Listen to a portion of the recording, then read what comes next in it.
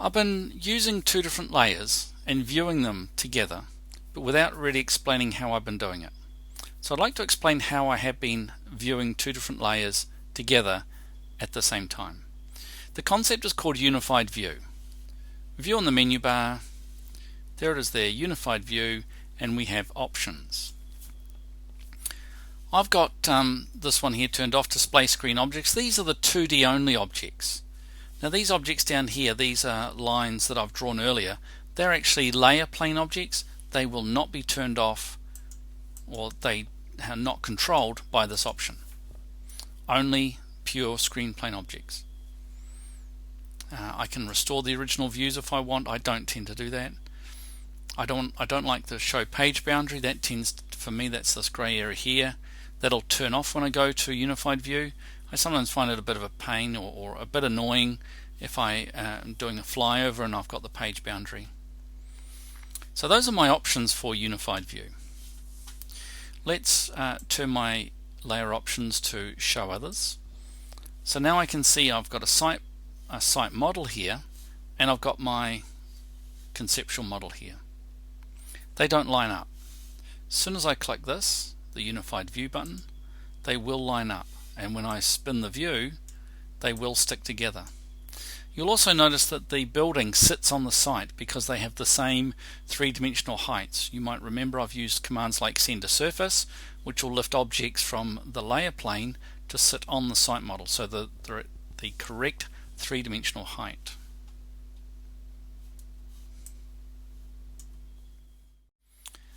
It would be kind of nice to set up a 3D view standing here looking down at our project. There's a command here called set 3D view. So I'm going to stand here on that contour line, look down at my building. Now my viewer height needs to be the height of that contour, which is currently 19 meters. Let's go 19m plus about eye height. Let's make it plus 2 meters. Looking towards the same height, so I'm just going to copy and paste using keyboard shortcuts. And a normal view. So there I am, eye height, standing on the contour, looking down towards my concept. That's how you use the set 3D view. Don't forget you need to set the heights correctly.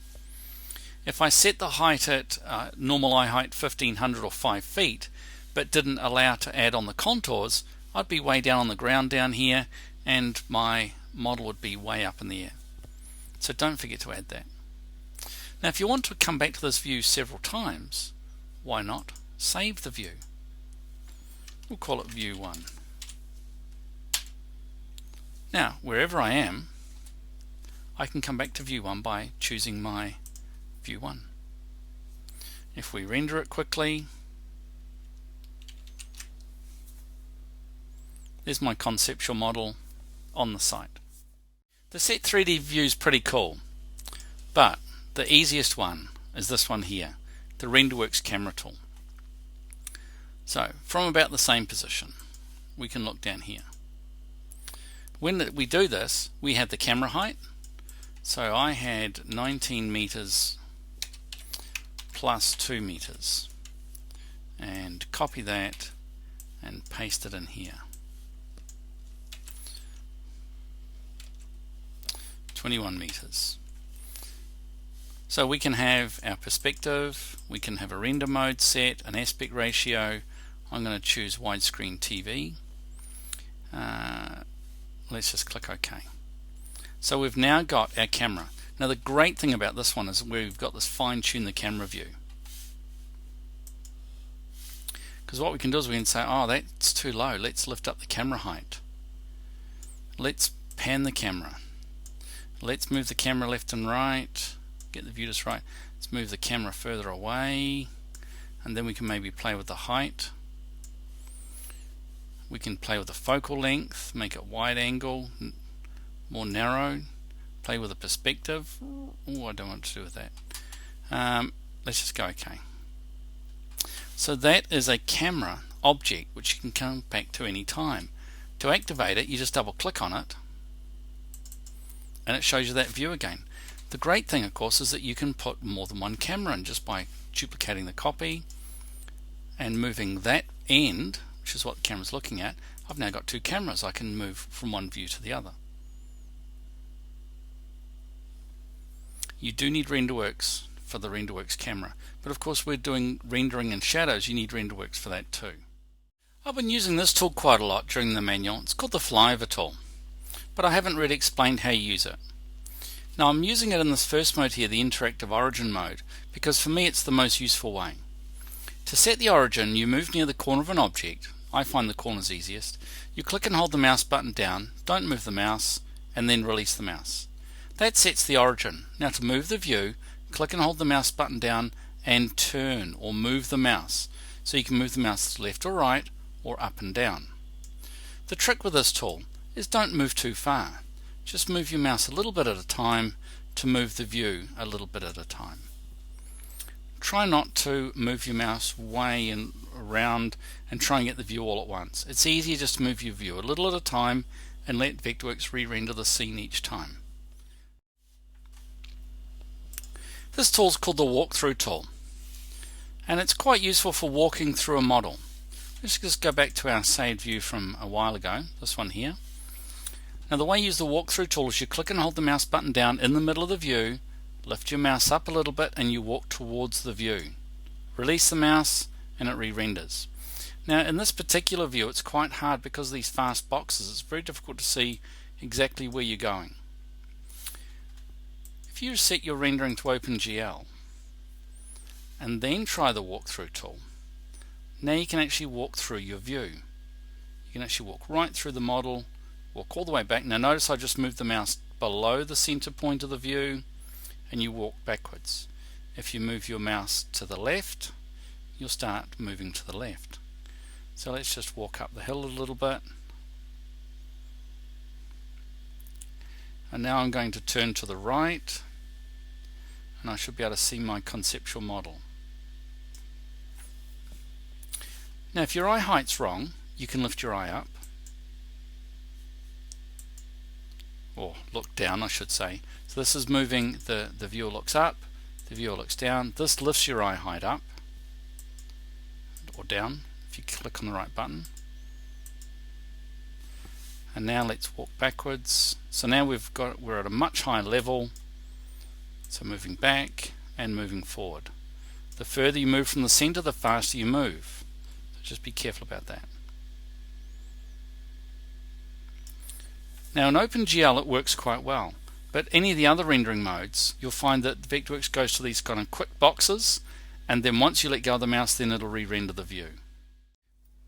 I've turned on my existing buildings, so I should be able to see all my existing models, massing models. What I'd really love to have is a sun. Now I've got my visualization palette open. There are no suns.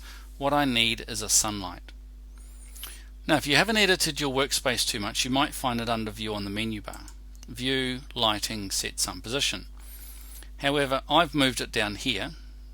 So let's go Set Sun Position, and I need to know my latitude and longitude. Now I know that I'm at Greenwich Mean Time plus 12 hours. You can use Google Earth.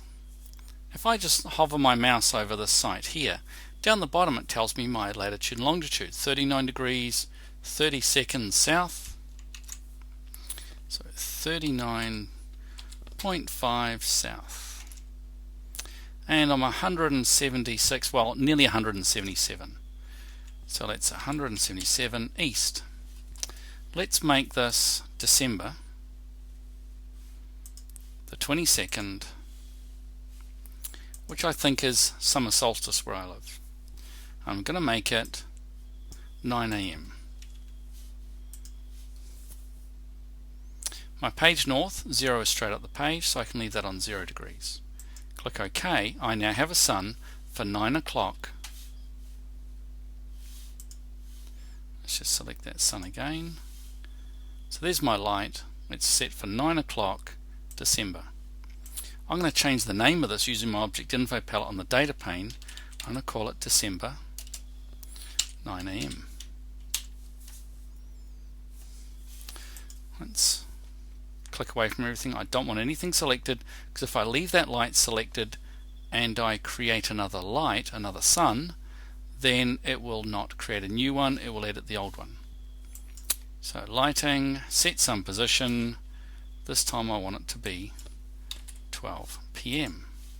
So December 12 p.m.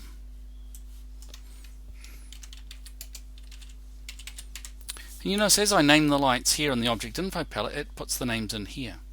This is my visualization palette. If it's not already open, go to Window, Palettes, Visualization. There it is there.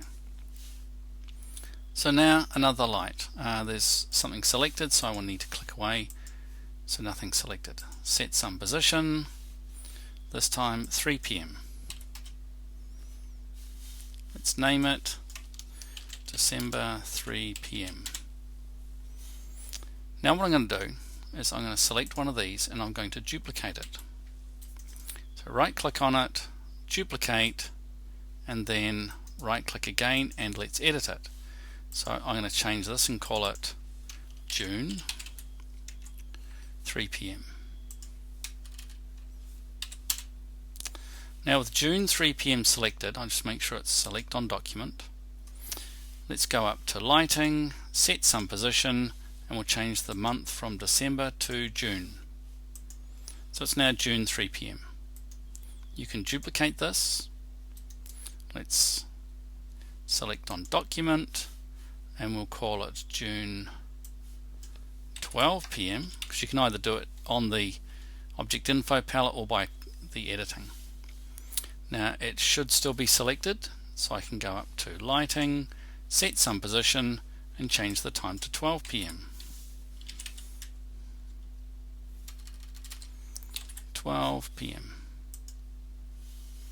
and duplicate that again. Let's select on document and we're going to call this June 9 a.m.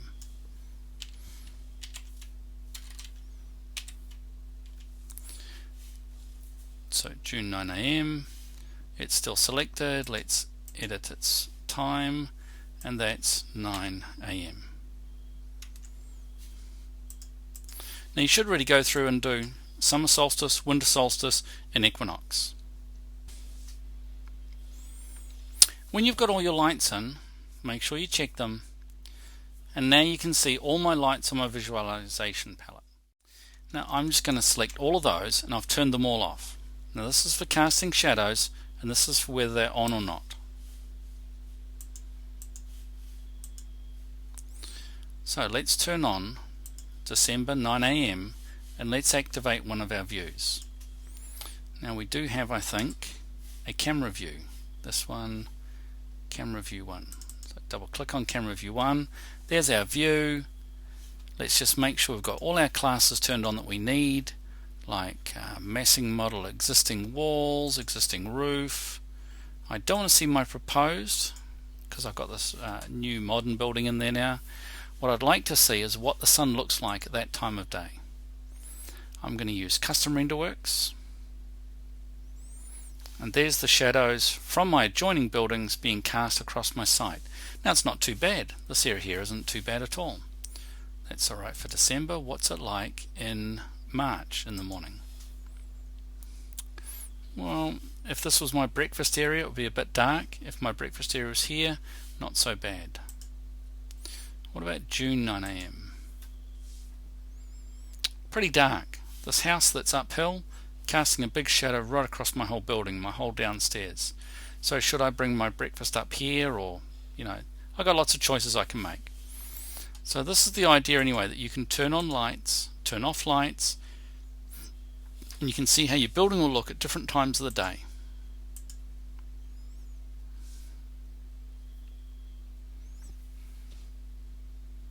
The important part is to be very methodical about the way you create these lights and the way you turn them on and off.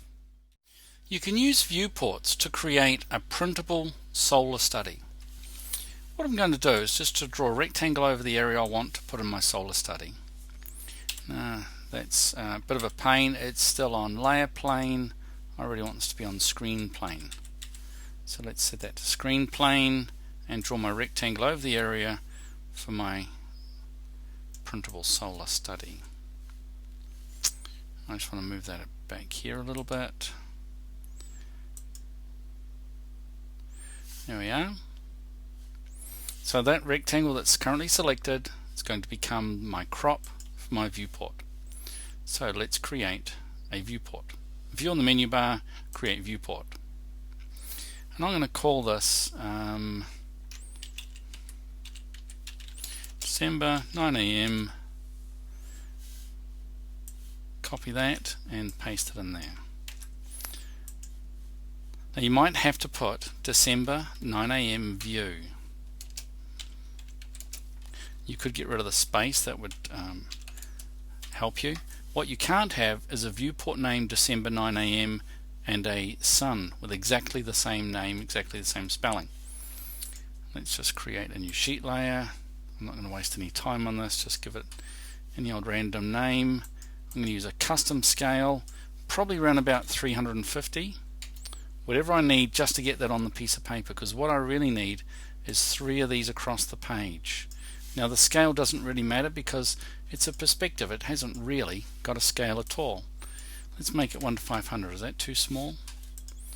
No, that'll be fine. So I'm going to have one there, and then I'm going to copy that across there holding my Option or my Control key down, and then another one across there, and I'm going to then distribute them evenly. So let's go to Modify, Align and Distribute. So let's distribute their centers. So there we are, all neatly lined up. This one, I'm going to change its name from December to March. March 9 AM. And this one, June 9 AM. So far they've all got the same sun. Now if you have a look here, what I can do is I can say on the selected viewport, turn off December 9 AM, turn on March 9 AM. Select the next viewport, just make sure that says selected viewport, June 9 AM. Now if I update all my viewports, I should see the sun at different times of the year. Same time of the day, but at different times of the year across all 3 viewports.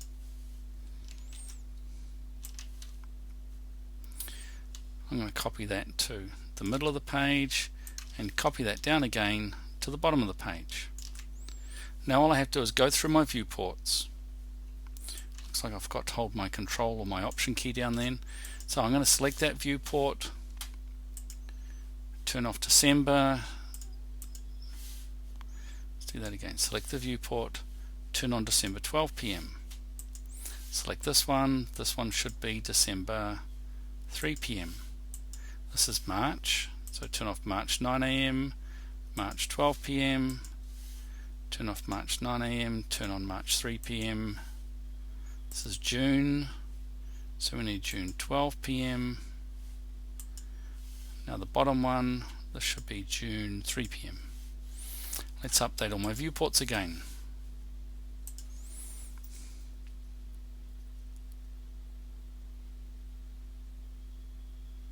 So now I can see morning, midday, afternoon, December, March and June.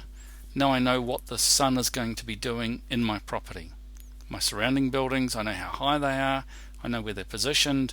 Now I've got a pretty good idea what the sun's going to be like in my model.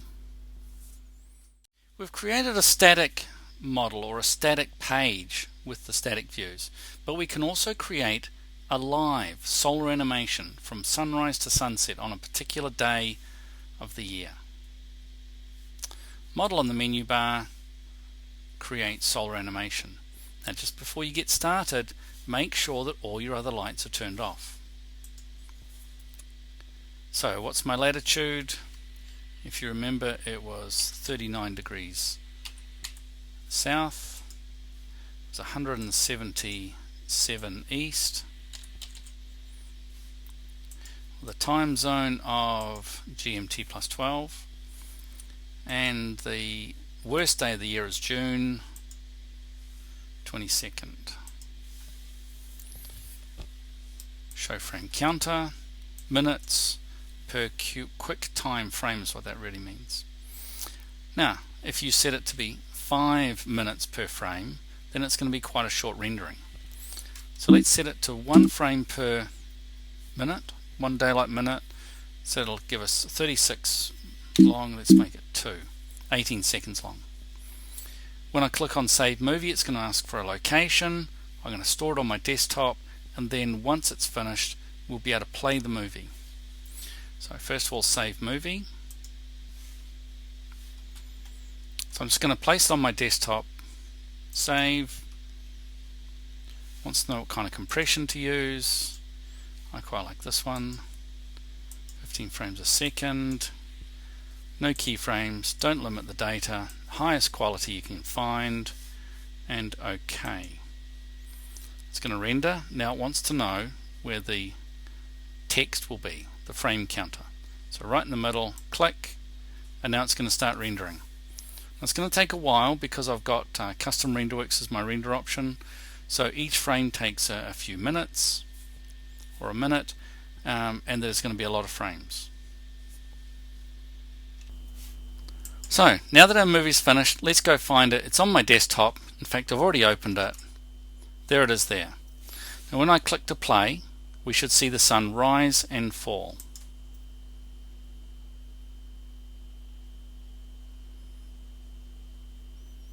That's pretty cool. You can see it going towards the middle of the day. Now the shadows are creeping around as the building in the front yard is shading my project. From this information, we should be able to improve our design.